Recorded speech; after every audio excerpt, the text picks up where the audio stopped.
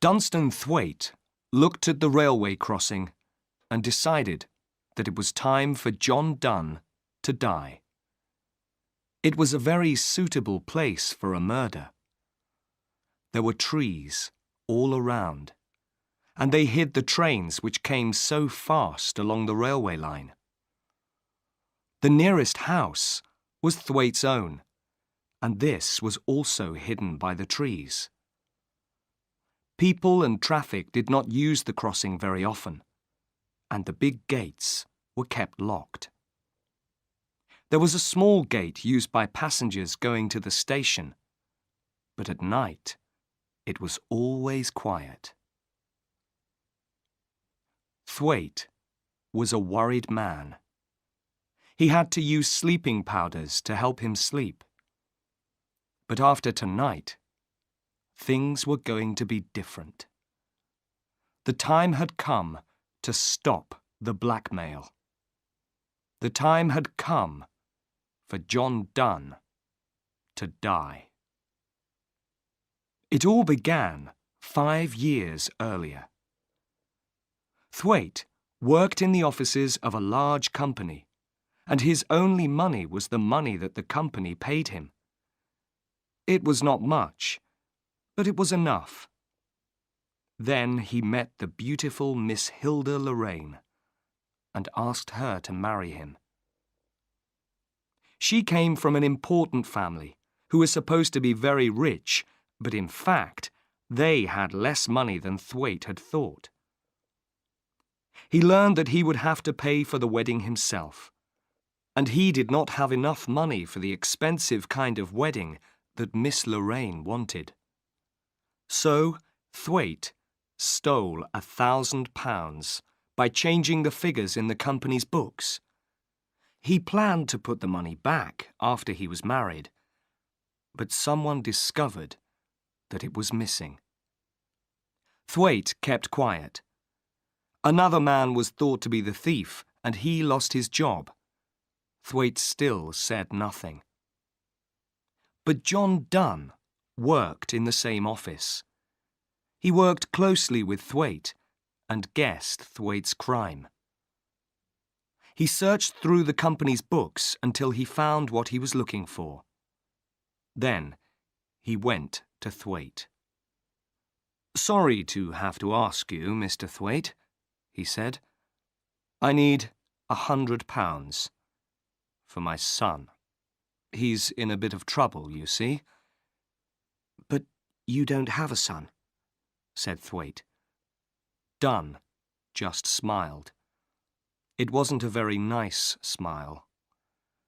£100, he said again. And then Thwaite knew that he was being blackmailed. He paid Donne £100, and Donne said nothing more for a year. During that time, Thwaite got married. Then the day came when Donne asked him for more money. £250, he said to Thwaite. "I can't pay," began Thwaite.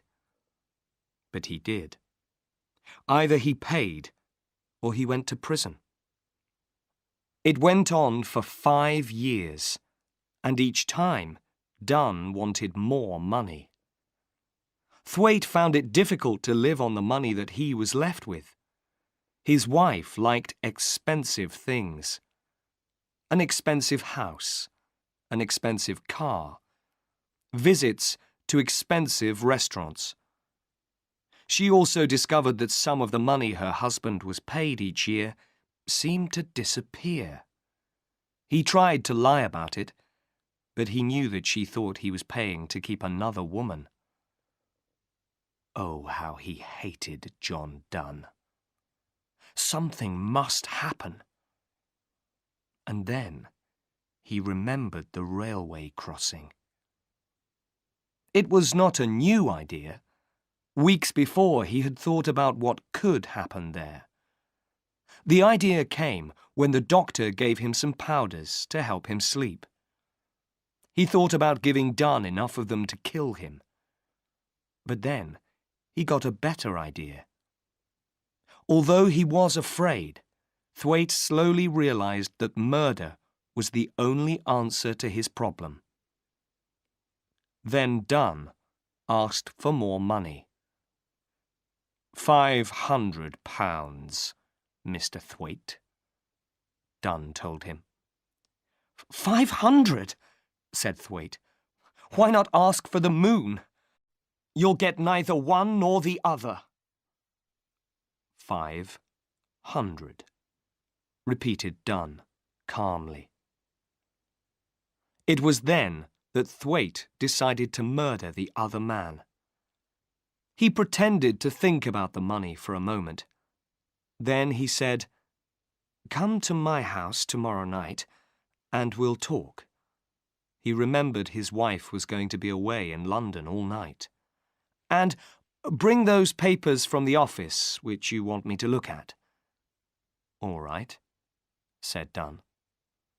The following evening, Thwaite put £200 in his pocket. Then he put 1/2 of his sleeping powders into a whiskey bottle. There was only enough whiskey for 2 glasses, but there was an unopened bottle next to it. Next, he put a hammer into one pocket of his overcoat and a torch into the other pocket. The coat was outside the door of his study. Lastly, he moved the hands on his watch and on the study clock forward by 10 minutes. Those extra 10 minutes would give him his alibi. Thwaite knew that he must be extra careful. He knew that people at the office thought there was some secret between him and Dunn. A secret that Thwaite didn't want anyone to know. "If Dunn is killed," he thought, "they'll wonder if it was really an accident, or if I murdered him." But if his plan went well, the police would believe that he hadn't left the house. Thwaite sat down to wait for John Dunn. He thought about what he was going to do. Murder. He could almost see his hand holding the hammer above Dunn. Could hear the awful sound of it crashing down onto the man's head. He could see Dunn's dead body. Dead, all except the eyes, which looked at Thwaite. Followed him everywhere he went. He tried to calm himself. He remembered why he was doing this. When Dunn was dead, his problems were over. Half an hour later, Dunn arrived. Jane opened the door. Jane was the servant who lived in the house with Thwaite and his wife.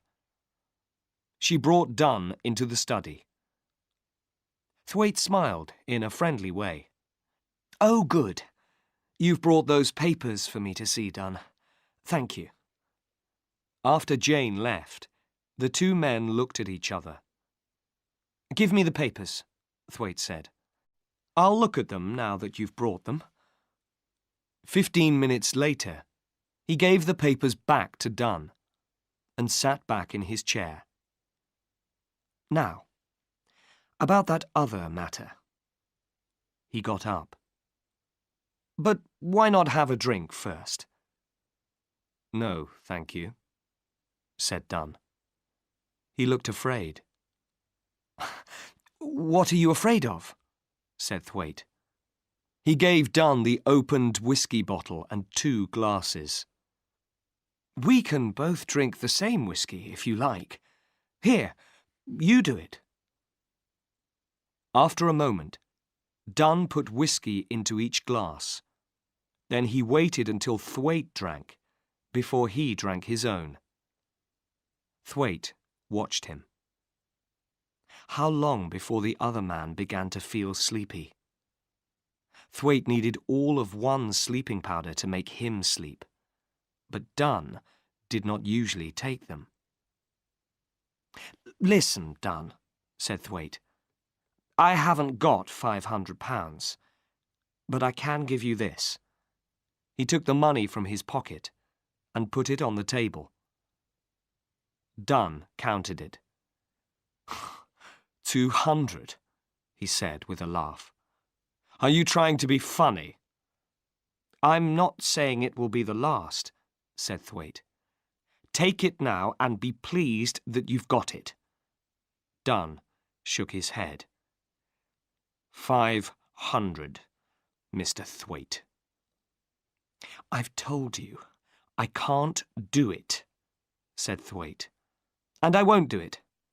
You can tell everyone what I did. I don't care anymore. It's been 5 years, and I've done a lot of good work for the company during that time. I saved them a lot more than £1,000. I'll sell this house and pay them back. I'll take my punishment. Then I'll go and live in another country and give myself a new name. And your wife? Said Dunn. My wife will leave the country first, Thwaite told him. She'll wait for me to come out of prison. It won't be more than 2 or 3 years. So, you can take the £200, or you can do your worst. The powder in the whiskey was beginning to make Dunn sleepy. He looked stupidly at Thwaite, and Thwaite began to worry. Had he given the other man too much? He looked at the clock. There was not much time left. Will you take it or leave it? Asked Thwaite. 500, said Dunn in a heavy voice. I want 500. You can go and do your worst, said Thwaite. Dunn held out a shaking hand. Come on, pay me. Thwaite began to worry again. Are you feeling all right, Dunn? Have some more whiskey. He opened the other bottle and put some whiskey in Dunn's glass. Dunn drank it, and it seemed to make him feel better. That was strange, he said. I didn't feel very well, but I feel a little better now. If you're going to catch your train, you must go, said Thwaite. Tell me tomorrow what you finally decide to do. Take the 200 with you. Dunn thought for a moment, then picked up the money. He looked at his watch, then looked at the study clock. Your clock is wrong, he said. I have 10 more minutes. Wrong, said Thwaite. He looked at his own watch. It's your watch that's wrong. Look at mine. Dunn looked and seemed unable to understand it. He stood up and almost fell back again. Thwaite hid a smile. This was how he wanted Dunn to be. You're not feeling well, he said. I'll take you to the station. Wait until I get my coat. Now that the time was here, Thwaite felt cool and calm. He put on his coat, feeling the hammer in the pocket, then went back into the study. We'll go out this way, he said. There was a side door from the study into the garden. Thwaite closed it silently, and it locked automatically behind him. It was his plan to return that way, go in quietly again, and then to change the clock and his watch back to the right time. Then he would shout, "Good night," and close the front door very loudly, pretending that somebody had left just then. Next, he would call Jane and ask for some coffee, making sure that she saw the clock. Then, if the police asked her later, Jane could say that Thwaite did not leave the house and that Dunn went to catch his train at the right time.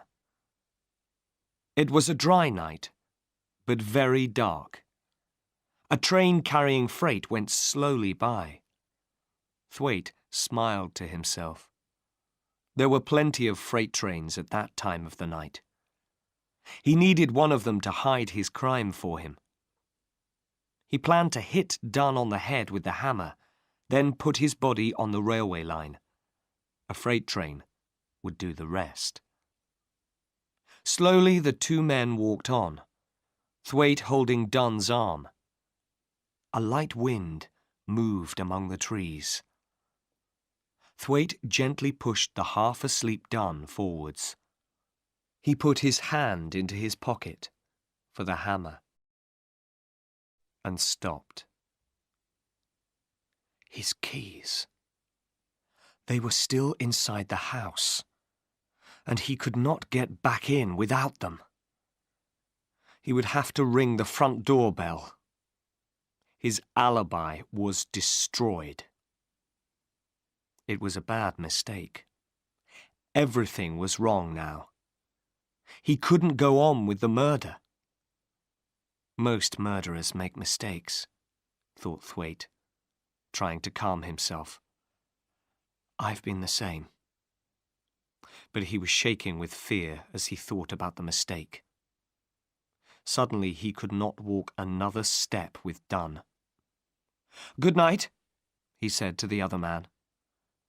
And before they reached the crossing, he turned and walked back to the house.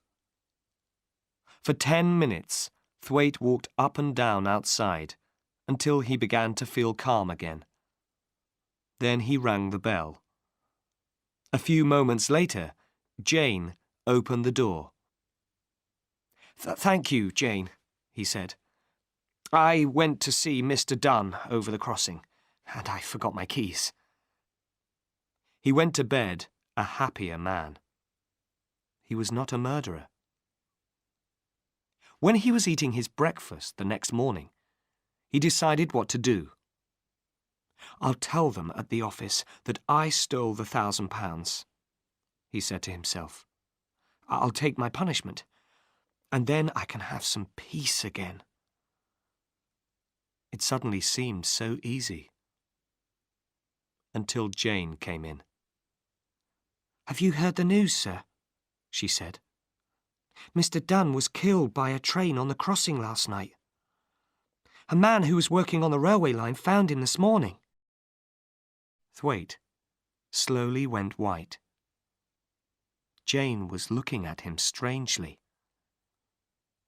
What was she thinking? What story did he tell her the night before? He couldn't remember. "Dunn killed," he said. "How terrible, Jane. I'll go down." The body was in a small railway building near the line. There was a policeman outside. "A sad accident, Mr. Thwaite," the policeman said. "You knew the man, didn't you, sir?" "He worked in my office," replied Thwaite. "He was with me last night, discussing business. I suppose this happened on his way home. It's terrible." "It's very sad, sir," said the policeman. "But accidents will happen." "I know that," said Thwaite. "But I wish he hadn't drunk so much of my whiskey. I was going to walk with him to the station." The policeman looked closely at Thwaite. "And did you, sir?" "No," said Thwaite. "The cold night air seemed to make him feel better. I turned back before the crossing." The policeman said no more. But later that day, 2 more policemen came to the office. "Have they talked to Jane?" wondered Thwaite. Again he told them, "I left Dunn before we reached the railway crossing." They wrote down what he said to them, then went away. Next day, they came back. There were things that Thwaite could not explain to them. Why did the whiskey bottle contain what was left of a sleeping powder? Why was the study clock wrong by 10 minutes? At dinner time earlier on the same evening, Jane had noticed that it was right. and why was a hammer found in his overcoat pocket? Then, the police found papers in Dunn's house. The handwriting on them was Dunn's. It told the story of Thwaite and the £1,000, and it told how Thwaite was a thief. The police then discovered that money taken from Thwaite's bank account over the last 5 years always appeared a few days later in Dunn's bank book. Lastly, the time of death was known to be 10:30 p.m. because Dunn's blood was found on the train that went through the railway crossing at that time. It was also 7 minutes before Jane opened the front door to let Thwaite back in. At first, Thwaite had no answers to all their questions. Finally, on his last morning, he told them the true story. Then he went to his death bravely.